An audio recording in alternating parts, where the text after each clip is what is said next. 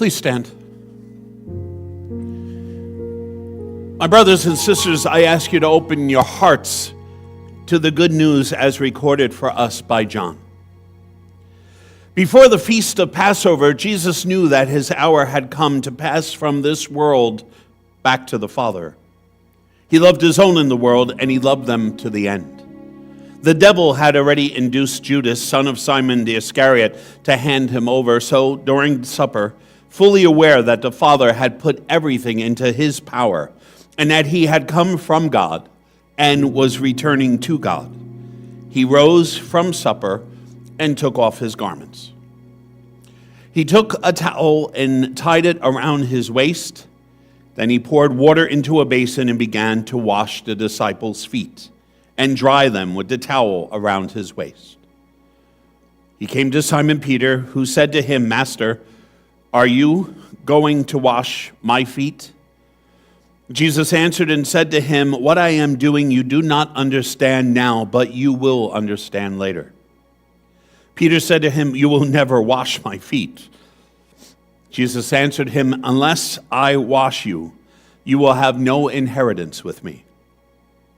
Simon Peter said to him, "Well, Master, then not only my feet, but my hands and my head as well." And Jesus said to him, "Whoever has bathed has no need except to have his feet washed, for he is clean all over. So you are clean." For he knew for this reason he was concerned about the one who was not clean. So when he had washed their feet and put his garments back on and reclined back at table, Jesus looked at them intently and said, "Do you realize what I have done for you? You call me teacher, master, and rightly so, for that is what I am. If I, therefore, the master, the teacher, have washed your feet, you ought to wash one another's. I have given you a model to follow, so that as I have done for you, you also should do." The gospel of Christ. Praise be to you, O Christ. Please be seated.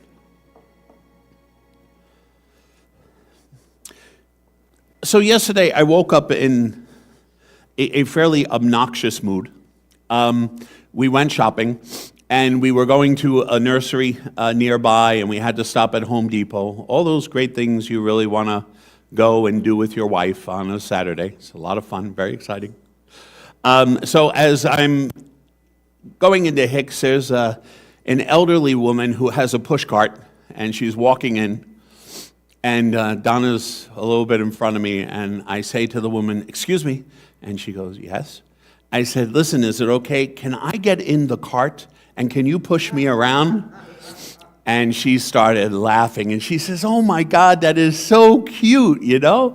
I'm like, "Oh, thanks, I am cute, I admit it." We're in Home Depot, and in Home Depot, I asked my wife, see, things in our garage disappear.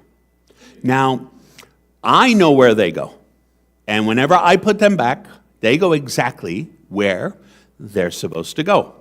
However, something happens.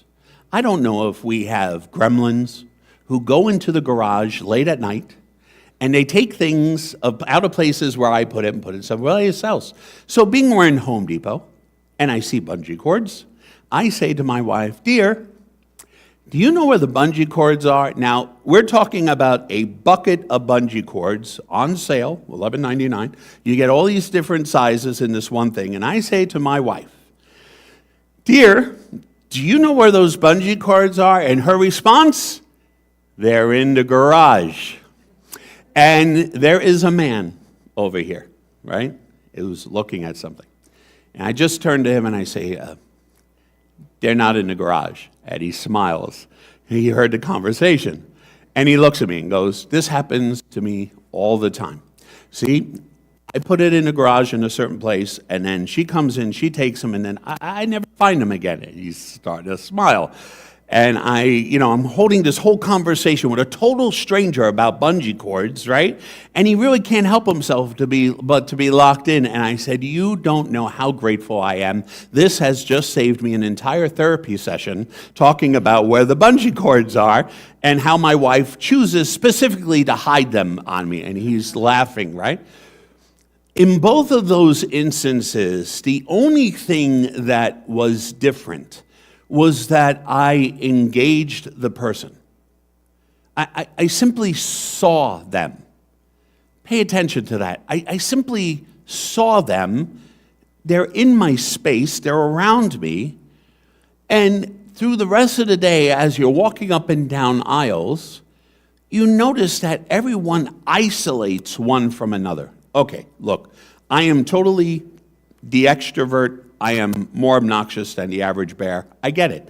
However, the fact of the matter is, I'm not sure we spend enough time seeing the other person.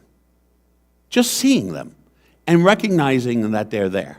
To pass someone in a store or out on the street who is within a couple of feet, I'm not talking about 20, 30 feet away, though it would not have been the first time I ever yelled out to someone 20, 30 feet away, but in close proximity, not to say good morning, not to say hi, and most of the time, and I was sharing this with Donna, the thing about those examples is that the people that you engage actually are responsive and almost appreciative to the point that someone is recognizing them. It actually makes their day. Now, this guy and the woman with the cart and her pushing me around would have been really funny. We should have really done a TikTok on that. But, these people, they're just ordinary folks, and they don't know that I'm a pastor. They don't know anything about my background. I'm just a person who actually sees them and engages and encounters them. And I think in this gospel, we have Jesus who sees his disciples. He sees them and he encounters them. Even before we get to the washing of the feet, which is the ultimate example of leadership, Christian leadership is founded in this passage. Because if our God could humble himself to wash the feet of his creation, why would we not want to see that as our own example of how we are meant to be in the world toward one another? This week, I had to do a reference for someone who's looking for a job, and I got the phone call, and they were asking a bunch of questions, typical questions, that an executive asks about a candidate, And I said to them, I always find these conversations interesting. A lot more information than this guy really wanted. He wanted to check off a couple boxes and call it a day and move on to his next call. He wasn't getting away with that easily with me. I said, I really find it interesting that, for those of us, I've been in executive leadership 30 years now. I have, owned companies and run my own companies now. I'm generally, recognized as the leader of those entities. I find it hard to believe that other people who come to a point of leadership don't remember what it was like when they were coming up. I have a hard time understanding how we could forget that when we were not in a leadership role and we depended on others who were leaders to be part and to be sensitive and to be caring of us, that once we absorb the power, whatever that is, once we absorb the title, all of a sudden now we totally are dismissive of everything we've experienced, almost as if now that I'm in authority, now that I've gotten here, I will simply seek revenge and vengeance for everything that was ever done against me, instead of recognizing that we're in a place now that we could actually make a difference, where we could actually make things better for other people. And that it really just comes down to compassion, a little empathy. It's not terribly hard to recognize and to see employees. But more often than not, in our society especially, leadership is connected directly to power. And that power seems to make people believe that they can move and act in such a way that is totally diminishing of others. And I find that incredibly challenging because more often than not, these people who are in these situations declare that they are followers of the very same Jesus and the activity of this gospel that we have all just heard. How does a person wielding power and authority, especially because Scripture seems to make it clear, Hebrew Scriptures, Christian Scriptures, leadership power is meant to feed the hungry. It's meant to protect the helpless. It is meant to engage in such a way that you are actually assisting, fulfilling, and lifting up the others. That's the role of leadership within the Hebrew and Christian scriptures. And even in our gospel today, how does a person who is trying to, and perhaps even declares that they are a Christian, how do they live their lives not recognizing this gospel passage? How do they believe that it is right in any way, shape, or form to put anyone else down? Now, I'm not talking about objectives and goals. That's part of every relationship, and there are ways of attaining that. But putting other people down, diminishing other people for their own sake, because they're the ones now in authority, I just don't understand how any of us can do that, recognizing how Jesus behaved. The problem is whenever we get uppity and we think that we're entitled to this and we can do that and we can act and behave a certain way because there's no one who's going to tell us otherwise. Really?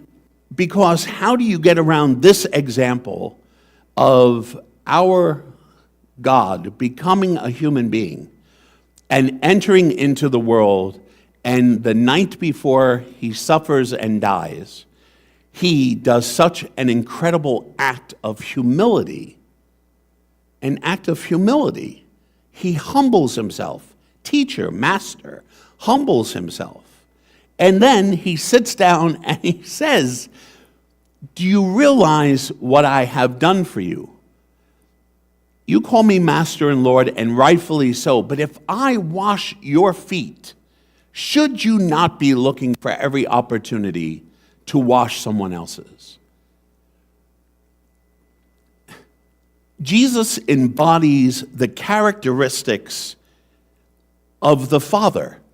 God, the Father, acts, thinks, behaves the way Jesus has behaved. Our Creator thinks, acts, and behaves in this very same manner. And what the Master is simply asking is, if I'm doing this to you, I, who am Master and Lord, shouldn't you also be doing that to others? Shouldn't that be your priority above everything else? And if you are in a place, in a position to help, defend, feed, protect, that you should not be utilizing that opportunity, the best of your ability, to care for the other person. See, the problem with Christianity is, and actually to tell you the truth, most world religions hold to this. Leadership's not about power. Leadership's about service. In most of the major religions on the face of the planet, leadership is not about power. Leadership is about service. As we go through our everyday life, we call upon God to help us in times of difficulty and challenge. We ask God to intervene and to act on our behalf. But for us to be asking God to act on our behalf and not to be responding in a behavior that is similar to how God would want us to behave, seems as though we're mocking God. And I'm not sure God is going to be mocked. we run around this world thinking that there is no God, that we could do whatever we want to do. We think that we have ultimate power and authority. And a lot of times we say, God has presented me, God has given me this, and then we don't act the way God would want us to act. I think that's mocking God. And I think the challenge for us is that we forget that God is truly alive and well. God is paying attention. And I'm sorry, our God will simply not be mocked. God bless you.